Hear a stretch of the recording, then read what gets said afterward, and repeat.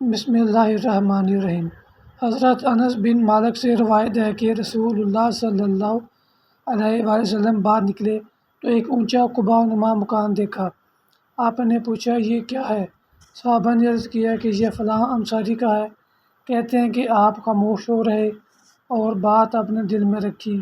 جب اس کا مالک دوسرے لوگوں کے ساتھ آپ کے پاس سلام کرنے کے لیے آیا تو آپ صلی اللہ علیہ وآلہ وسلم نے اس پر توجہ نہ دی، اور بار بار ایسا ہوا حتیٰ کہ وہ سمجھ گیا کہ آپ صلی اللہ علیہ وآلہ وسلم ناراض ہیں اور توجہ نہیں فرماتے ہیں۔ تو اس نے اس کیفیت کی اپنے ساتھیوں سے شکایت کی اور کہا، قسم اللہ کی میں رسول اللہ صلی اللہ علیہ وآلہ وسلم کو بدلہ بدلہ پاتا ہوں۔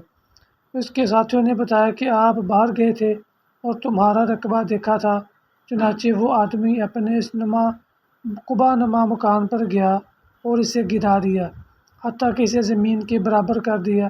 چنانچہ رسول اللہ صلی اللہ علیہ وآلہ وسلم ایک دن باہر گئے تو مکان نظر نہ آیا تو پوچھا، قبے کا کیا ہوا؟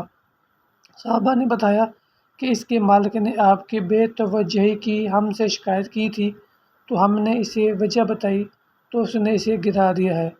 تو آپ صلی اللہ علیہ وآلہ وسلم نے فرمایا، ہر تعمیر اپنے مالک کے لیے وبال کا باعث ہے، مگر